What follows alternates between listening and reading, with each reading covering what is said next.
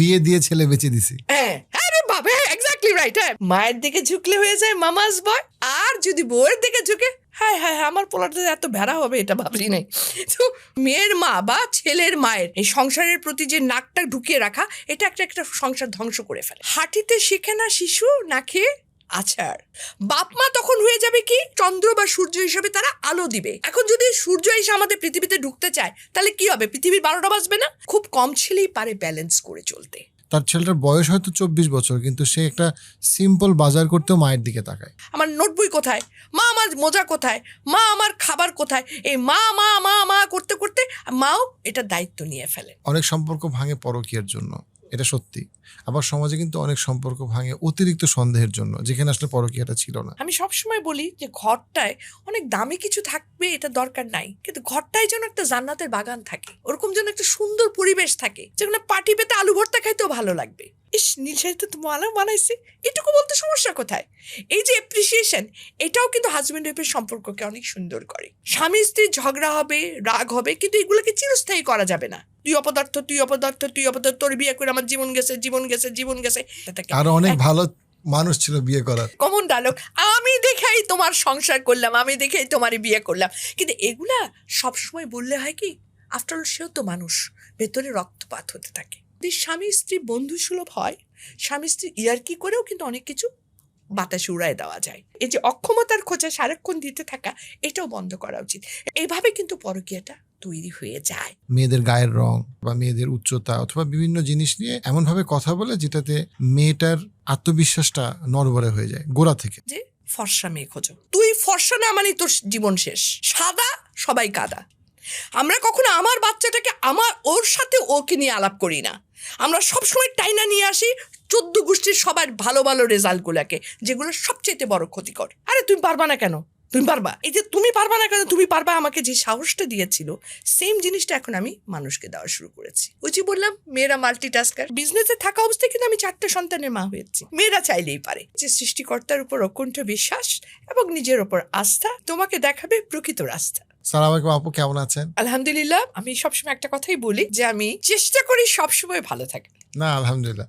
আপনার হাল ছেড়ো না বন্ধু একটা চমৎকার প্রোগ্রাম, 10 বছরের বেশি সময় হয়েছে। কোন চিন্তা ভাবনা বা উৎসাহ থেকে আপনি এটা শুরু করেছিলেন? হাল ছেড়ো না বন্ধু, না কথাটার মানে কি, ডোন্ট গিভ আপ। জীবনে আসলে চড়াই উতরাই তো সবার জীবনেই থাকে, আমার জীবনেও প্রচুর চড়াই উতরাই হয়ে একটা সময় গিয়ে এখন একটা স্থিতি অবস্থানে চলে এসেছি। তো সেখান থেকে আমার কাছে মনে হয়েছে যেটা আল্লাহ তাআলা তো আমাদেরকে সবাইকে কোনো না কোনো উদ্দেশ্য নিয়ে পাঠিয়েছেন, পুরো যত্ন নিয়ে তৈরি করেছেন।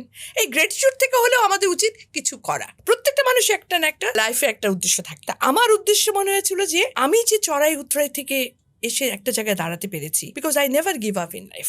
এই সাহসটা মানুষকে আমি দিব যে জীবনে nothing is impossible under the sun and above the sea, don't give up. আমি সবসময় বলি যে সৃষ্টিকর্তার উপর অকুণ্ঠ বিশ্বাস এবং নিজের উপর আস্থা তোমাকে দেখাবে প্রকৃত রাস্তা। সো এই জিনিসটা যদি তুমি রাখতে পারো ভেতরে, তা এই জিনিসটা হচ্ছে কি, সাহসটা তো দিতে হবে কাউকে না কাউকে। আমার সময় হয়তো বা কেউ ছিল না বলে, তাও বলবো তাও ছিল। আশেপাশে কিছু সংখ্যক ভালো মানুষ তো ছিল, ভালো বন্ধু ছিল, বয়োজ্যেষ্ঠরা ছিলেন। ওনারা যেরকম আমার সমস্ত বিপদে অনেকেই বলেছেন, আরে তুমি পারবা না কেন, তুমি পারবা। এই যে তুমি পারবা না কেন, তুমি পারবা আমাকে যে সাহসটা দিয়েছিল, সেম জিনিসটা এখন আমি মানুষকে দেওয়া শুরু করেছি। এবং আমি সবসময় বলি যে জীবনে সমস্যা থাকবে, সমস্যার মোকাবেলা তোমাকে করতে হবে, কিন্তু তোমার জন্য সেটার জন্য দরকার দৃঢ় মনোবল। আর যে মনোবলটা আমি তৈরি করার চেষ্টা করি। আমাদের অনেকের ক্ষেত্রে যেটা হয়, বাবা মারা অনেক সময় তার ছেলে বা মেয়ের, কিছু কিছু ক্ষেত্রে মেয়ের ক্ষেত্রে এটা বেশি হয়, সেটা হচ্ছে তাদের বিয়ের পরে অনেক বেশি ইন্টারভিন করে। এবং অনেক ক্ষেত্রে আমরা দেখছি যে বাবা মা মানে বিয়ের পরও তার ছেলে বা মেয়ের সংসারে এত বেশি ইন্টারফিয়ার করে। আমি একসাথে ফিজিক্যালি থাকা না থাকার কথা এখানে বলছি না, আমি বলছি হচ্ছে ইন্টারফিয়ার করার, যেটা অনেক ক্ষেত্রে সংসারটার 12টা বাজায়। যেখানে হয়তো বা একটা স্বামী স্ত্রী তাদের নিজেদের সংসার তৈরি করে নিজেদের মতো করে জিনিসটাকে গুছিয়ে আগানোর চেষ্টা করবে, ভুল করবে কিন্তু ভুল থেকে শিখবে। সেখানে দেখা যায় যে বাবা মা ওভার প্রোটেক্টিভ হইতে গিয়ে ওভার পজেসিভ হয়ে এলোমেলো করে ফেলে। এই ব্যাপারে আপনার কাছে কিভাবে আমরা বাবা মাকে বুঝাইতে পারি যে আপনারা একটু আপনার বাচ্চাদেরকে একটু ছাড়েন, তাদেরকে হেল্প করেন যাতে তারা নিজেরা উঠে দাঁড়ায়, দেন তাদেরকে আপনাদের ছোট্ট একটা গাছ বানায় রাখা? অনেস্টলি বাবাদের এখানে খুব কম বাবারা এটা করে। এখানে আমি যদিও নিজে মহিলা, বাট স্টিল বলছি, বাবাদের মেয়ের মা বা ছেলের মায়ের এই সংসারের প্রতি যে নাকটা ঢুকিয়ে রাখা, এটা একটা সংসার ধ্বংস করে ফেলে। সরি, আমার কাছে মনে হয় এটা সবচেয়ে বড় অপরাধ ওনারা করেন। এখন বলতে পারেন কেন করবেন, কারণ এজন্য করবেন না, বিকজ হাঁটিতে শিখে না শিশু না খেয়ে আছাড়। সো ওরা জামাই বউ 2টা দিন কি হবে, করলা রানতে গিয়ে করলার ছাই করে ফেলবে, কথার কথা, কিংবা পাখা বন্ধ করতে ভুলে যাবে, এই জন্য ইলেকট্রিক বিল বেশি আসবে। এ ধরনের তো করতে দাও, হইতে দাও। আমি যে কথাটা বলি যে প্রত্যেকটা মানুষের একটা পৃথিবী থাকে, তাই না? একটা ছেলে বা একটা মেয়ে যখন তার বিয়ে হয়ে যাচ্ছে, তখন তারা তাদের নিজেদের পৃথিবী তৈরি করে ফেললো। বাপ মা তখন হয়ে যাবে কি, পৃথিবীতে উপগ্রহের মতো চন্দ্র বা সূর্য হিসাবে তারা আলো দিবে। কিন্তু এখন যদি সূর্য এসে আমাদের পৃথিবীতে ঢুকতে চায়, তাহলে কি হবে, পৃথিবীর 12টা বাজবে না? ঠিক তেমনি ওনারা কি করে, ওনারা সন্তানের বিয়ে দিয়েও ওই পৃথিবীর মধ্যে ঢুকে যেতে চান, যেটা সবচেয়ে বড় ভুল। ওনারা যদি উপর থেকে চাঁদের আলো বা সূর্যের আলো দিতেন, তাহলে কিন্তু অনেক ভালো থাকতো, সংসারটা সুন্দর হইতো। কিন্তু এটা হয় না, এটা ওনাদেরকে বুঝতে হবে এবং ছাড় দিতে হবে। কারণ আজকালকার, স্পেশালি এখনকার যুগে, এটা অনেক বড় সমস্যা হয়ে যাচ্ছে। বিকজ আজকালকার বাচ্চারা কিন্তু, আমি বলবো যে 12 থেকে 14 বছরের মধ্যে অনেক ম্যাচিউরড হয়ে যায়। সেখানে 22, 25, 26, 27, 30 যেই বয়সে সে বিয়ে করছে, তো টোটালি তারা তাদের ডিসিশন লাইফে, তারা আজকে ভাত খাবে না পোলাও খাবে, নাকি আজকে না খেয়েই থাকবে, থাকুক না, কি যায় আসে। ওদেরকে এই স্বাধীনতা দিতে হবে, ওদেরকে স্পেস দিতে হবে। আমি এই জায়গায় গিয়ে প্রত্যেকটা পিতামাতার কাছে বলবো, সন্তানের বিয়ের পরে নাক গলানো বন্ধ করো।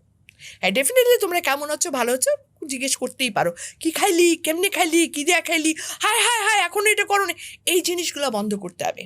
বিকজ লেট দেম, লাইফটা তো আজীবন বাবা মা থাকে না, কিন্তু লাইফের যে বিটারনেসগুলো ওরা একটু বুঝে বুঝে আগাক।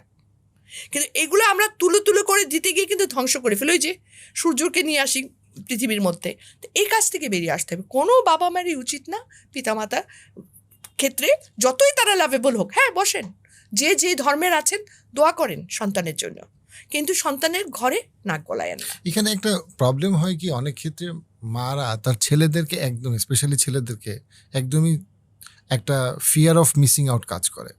আপনি একদিকে যেমন চাকরি করছেন, বিটিভিতে একসময় আপনি অ্যাক্টিভ ছিলেন, একসময় আপনি ডিরেক্টর ছিলেন, আবার একসময় আপনি বিজনেস করতেছেন। এখন পাশাপাশি আপনি 3টা ছেলে এবং একটা মেয়ের, মাশাল্লাহ, আপনি নিজে আপনার সন্তান হিসেবে তাদেরকে আলহামদুলিল্লাহ সুন্দরভাবে গড়ে তুলছেন। কিন্তু অনেক মাদের ক্ষেত্রে একটা বাস্তবতা যেটা, সেটা হচ্ছে যে সে তার ছেলেকে হারানোর ভয়টা এত বেশি পায় যে অনেক সময় সে তার ছেলে মানে কি বলবো, তার ছেলের সংসারে না ঢুকে সে পারে না। তার কাছে মনে হয় যে এই আমার ছেলেটাকে আমি এত কষ্ট করে বড় করছি, ছেলেটা চলে গেল। আমি বলবো এই ধরনের যারা ফিয়ার অফ মিসিং আউটে থাকে, তাদের ছেলেদের বিয়ে দেওয়া উচিত না, ছেলেকে বসায় রেখে দেওয়া উচিত। ছেলের পরিচর্যা করতে পারবেন, যতদিন ওনার শারীরিক সুস্থ থাকবেন করুক। যদি বিয়ে দিয়ে না, একটা তো ছেলের জীবনটা হেল হয়, এবং যে বাচ্চাটা আসে, যে মেয়েটা আসে, সেই মেয়েটার লাইফটাও নষ্ট হয়ে যায়। যখন মনে রাখতে হবে এই মাগুলোর ক্ষেত্রে, আমি বলবো যে ছেলেটা হয়ে যায় অবস্থা খারাপ। এইখানে আবার আমি ছেলেটার পক্ষে চলে গেছি, কারণ বেচারা ছেলেটা না কোন দিকে যাবে, ওর হয়ে যায় না যে পাটায় পুতায় পিসাপিসি মরিচের যান শেষ, এই ছেলেটা হয়ে যায় পাটা পুতার মরিচা। বেচারা এদিকে মা এদিকে বউ, কোন দিকে যাবে ও, শাকের করার। ফর এক্সাম্পল, আমি জাস্ট যেমন দেখা যাচ্ছে যে সে যদি এখন মায়ের বাড়িতে যায় যদি যে বলে যে মানে মার কাছে গিয়ে বসে খেয়ে দিয়ে আসে, স্বাভাবিক হয়তো মা গেছে তো চারটা খাওয়াই করে দেয়, তখন হয়তো যখন এখানে আসতেছে বউ বলবে, ও আমি রান্না তো খাও না, আর মায়ের বাড়িতে কেড়ে গলাপন্ত ভরাই নিয়ে আসছো। আর মার বাড়িতে গিয়ে যদি ওই বউর কথা চিন্তা করে বলে যে আজকে খাবো না, মা বলবো, ও এখন আর মায়ের রান্না ভালো লাগে না, না আগে তুই মায়ের রান্নাটাই খাইতি, তো ও কোন দিকে যাবে?